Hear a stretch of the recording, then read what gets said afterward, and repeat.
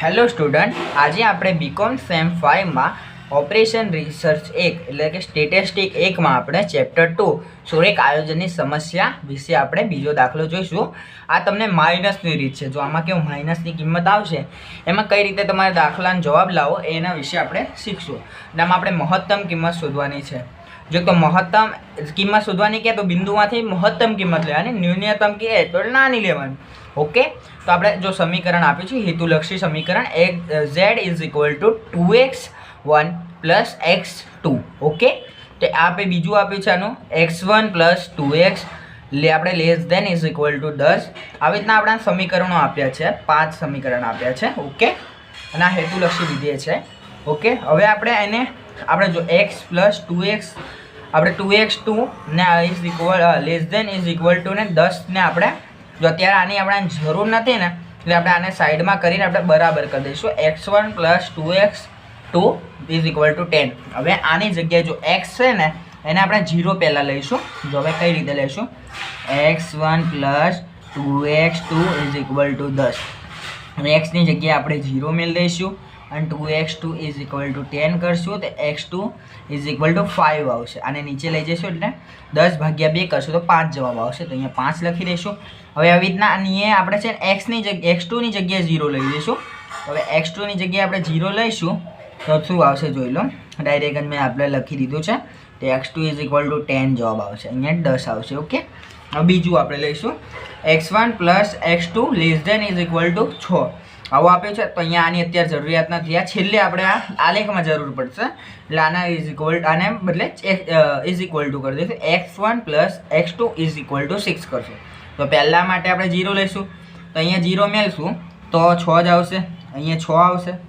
અને x2 is equal two અહીંયા બી 0 મેળશું. અહીંયા જો x2માં 0 મેળશું તો બી અહીંયા 6 જ આવશે. એટલે અહીંયા આપણે દાખલાની ગણતરી નથી કરતા. સમજ પડી? જો ના પડી હોય તો હું તમને જણાવી દઉં. જો ફરીથી એકવાર x1 plus x2 is equal two 0. અહીંયા 0 મેળ્યા, x2 ઇઝ ઇક્વલ ટુ 6. અને હવે અહીંયા 0 મેળશું. x1 plus x2 is equal to 6, x1 plus 0 is equal to 6 અને x1 ઇઝ ઇક્વલ ટુ 6. જો આ સમીકરણ મેં ઉકેલીને બી બતાવી દઉં. એના સિવાય બી તમને કીધું અહીંયા શૂન્ય મેળ્યા તો x2 ઇઝ ઇક્વલ ટુ 6 આવશે અને અહીંયા શૂન્ય મેળ્યા તો x1 ઇઝ ઇક્વલ ટુ 6 આવશે. ઓકે, હવે આની રીતે ગણીએ. જો આમાં કેવું છે x1 જો અહીંયા પહેલાં x1 માટે 0 લઈશું અને x2 ઇઝ ઇક્વલ ટુ શું 2 આવશે. તો x1 ઇઝ ઇક્વલ ટુ 0 લઈશું તો x2 is equal minus x2 is equal two 2. તો x2 ભાગ્યા 2 માઇનસ ઉભારો અહીંયા કઈ આપણે આને માઇનસની નિશાની પાછળ લઈશું તો -2 જવાબ આવશે. ઓકે, તો અહીંયા -2 લખી દઈશું. હવે અહીંયા બીજી રીતે આમાં 0 લઈ લઈશું. અહીંયા પહેલામાં 0 લીધો, હવે બીજામાં 0 લઈશું. તો હવે કઈ રીતે આવશે x1 minus x2 is equal two 2. અહીંયા 0 લઈશું તો 0 ઇઝ ઇક્વલ ટુ 2 તો x1 ઇઝ ઇક્વલ ટુ 2 જવાબ આવશે. અહીંયા 2 લખ. હવે આ છે આનામાં જોઈએ આ તમને કઈ રીતે કરવાનું. જો અહીંયા પહેલા માટે 0 લઈશું તો 1 ભાગ્યા 2 આવશે પણ કેવા માઇનસ. તો અહીંયા x2 ઇઝ ઇક્વલ ટુ 0.5 આવશે. માઇનસ કેવા માઇનસ આવશે કેમ કે અહીંયા માઇનસ પાછળ લઈ ગયા ને એટલે. હવે અહીંયા આપણે 0 મેળશું તો આખી સંખ્યા 0 થઈ જશે. તો અહીંયા આપણે જો x2 ઇઝ ઇક્વલ ટુ 0 લીધા તો અહીંયા 0 થશે તો x1 ઇઝ ઇક્વલ ટુ 1 આવશે જવાબ. ઓકે, હવે આને આપણે આલેખમાં દર્શાવીશું. આ બધાને હવે આપણે કઈ રીતે આલેખમાં દર્શાવીશું એ હું તમને વિશેષ જણાવું. જો પહેલાં આપણે આવો આલેખ બનાવી દેવાનો. જો આવો આલેખ બનાવી દેશો તમે, જો આવો આલેખ આમાં કેવું નીચેની સાઈડ માઇનસ આવશે ને આ સાઈડ પાછળની સાઈડ માઇનસ આવશે. આવો આપણે પહેલાં શીખેલા છે આલેખ. જો હવે અહીંયા જો એ આપણે 1 2 3 આપણે 1 સેમીનું આપણે મેં અંતર લીધેલું છે કેમ કે 1 સેમીમાં આમ તો થઈ જશે. તો ઓકે, આ સાઈડ બધું માઇનસ. જો આને x1 ગણશું, આને x2 ગણશું, આને x'1 ગણશું અને આને x'2 કરશું આપણે. ઓકે, હવે આપણે પહેલાં માટે જોવાનું છે. પહેલાં x1માં 0 આપ્યા છે, અહીંયા 0 લઈશું અને x2માં 5 આપ્યા છે તો આપણે અહીંયા આપણે દર્શાવી દઈશું. ઓકે, પેન્સિલ લઈ લેજો, પેનથી ના કરતા. પછી અહીંયા x1માં 10 આપ્યા છે તો 10 લઈશું અને x2માં આપણે 0 આપ્યા છે તો અહીંયા આપણે અહીંયા દર્શાવી દઈશું. ઓકે, હવે આને આપણે જોઈન્ટ કરી દઈશું. ઓકે, તો હું તમને જોઈન્ટ કરીને બતાવું. આ જોઈન્ટ કરી દીધું. ઓકે, આમ સમજી ગયા. હવે બીજું આપણે લઈશું. હવે છે ને આપણે અહીંયા x1 ઇઝ ઇક્વલ ટુ 0 આપ્યા છે એટલે અહીંયા 0 લઈશું. x1માં 0 અને y માં x2માં આપ્યા છે 6 તો અહીંયા 6 લઈશું. હવે આમાં કેવું x1 માં 6 આપ્યા છે તો અહીંયા 6 અને y માં આપણે 0 આપ્યા તો અહીંયા 0, આ 0 અને અહીંયા 6, સોરી 6 ભૂલી ગયો, 9 ને 6 આપણે આપ્યા છે. તો આ બેને જોઈન્ટ કરી દઈશું, 6 6 ને આ બેને જોઈન્ટ કરી દઈશું. હવે ત્રીજું આપણને આપ્યું છે, ત્રીજું આપણને આપ્યું છે x1 માં આપણે 0 આપણે આવ્યા છે, અહીંયા 0 લેવાના છે x1 માં. પછી x2 માં આપણને આપ્યા છે -2, તો -2 લેવાના તો નીચેની સાઈડ આવશે, હા -2, ઓકે. અને હવે આમાં x1 માં 2 લેવાના છે ને x2 માં 0 લેવાના. અહીંયા આપણે શું કહેવાય x2 માં આપણે 0 લેવાના છે અને આપણે x1 માં આપણે 2 લેવાના છે, એટલે અહીંયા આવશે, ઓકે. x2 માં 0 ને હવે આને જોઈન્ટ કરીને છેક આપણે પ્લસ સાઈડ લઈ જવાની છે. જો હું તમને બતાવું, આમ લઈ જવાનું છે, ઓકે. આ ઉપરની સાઈડ આવશે.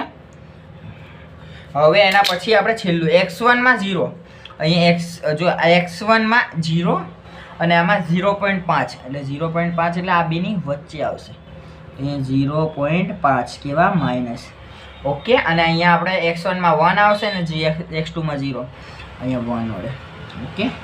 આ બેને હવે જોઈન્ટ કરી દઈશું. હવે જોઈન્ટ કરી દઈએ આપણે, આ જોઈન્ટ કરી દીધું, ઓકે ઓકે. હવે આ જોઈન્ટ કરી દીધું. હવે આપણે આમાં કેવી રીતે દર્શન, જો લેસ દેન હોય તો અંદરની સાઈડ, ગ્રેટર દેન હોય તો બહારની સાઈડ. હવે હું તમને કઈ રીતે સમજાવી દઉં. જો આમાં કેવું પહેલું સમીકરણ હતું આપણે, જે આપણે આ રીતે દર્શાવ્યું 5 અને 10 ની વચ્ચે, આ 5 અને 10 ની વચ્ચે છે, એમાં આપણે લેસ દેન આપ્યું છે. લેસ દેન એટલે અંદરની સાઈડ, એટલે એરો અંદરની એટલે કે 0 સાઈડ જશે. આ જો આ અંદરની સાઈડ એટલે 0 સાઈડ, 0 ની તરફ હોય, ઓકે. અંદરની સાઈડ એટલે આમ અંદરની સાઈડ, અને ગ્રેટર દેન હોય તો બહારની સાઈડ. હવે બીજું સમીકરણ છે 6 6 નું છે ને, 6 6 ને આપણે કરીએ તો એમાં સોરી અમે 6 6 માં દર્શાવી દીધું, એમાં અંદર જ આવશે, સોરી. આપણે 5 અને 10 માં દર્શાવવાનું તો અંદરની સાઈડ, સોરી ભૂલ થઈ ગઈ, માફ કરજો. જો આ આપણે પહેલાં 5 અને 10 માં અંદરની સાઈડ હતું, ગ્રેટર દેન એટલે અંદરની સાઈડ. હવે આ બીજા x1 plus x2 less than or equal to 6, એમાંય અંદરની સાઈડ જ આવશે. 6 6 માં અંદરની સાઈડ આપણે દર્શાવી દીધું. હવે આપણે છે x1 માઇનસ x2 આપણે less than is equal to, આમાંય અંદરની સાઈડ જ છે. હવે માઇનસ છે તો તમારે એવું લાગે કે આપણે શું કે ઊંધી સાઈડ, પણ રિયલમાં આમાં કેવું 0 ની નજીકની સાઈડ, એટલે આમાં અંદરની સાઈડ જ દર્શાવવાનું, ઓકે. એટલે આમાં એને આપણે અંદર જ દર્શાવવાનું, આમાં આ સાઈડ અંદરની કહેવાય, ઓકે.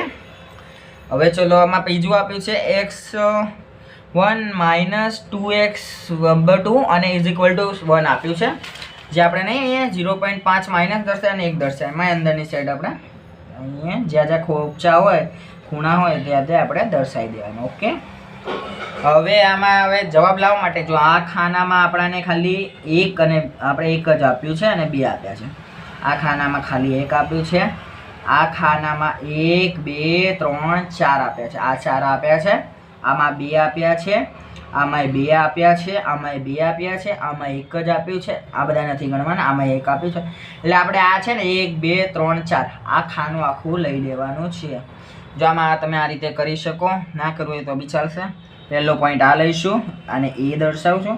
જો આને એ ના દર્શાવતો કેમ કે આને 0 0 છે, એટલે આની કમમાં 0 જ આવશે, એટલે આને કંઈ ના દર્શાવતો ચાલે, આ ના લઈશું ચાલશે.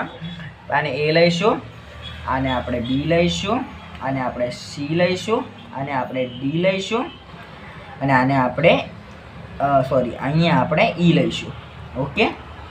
હવે આપણે ABCD ને બિંદુઓને અહીંયા દર્શાવી દઈશું. જો એ માટે આપણે કયા બિંદુ આવ્યા હતા, સોરી પેન લઈ લો તમને દેખાય.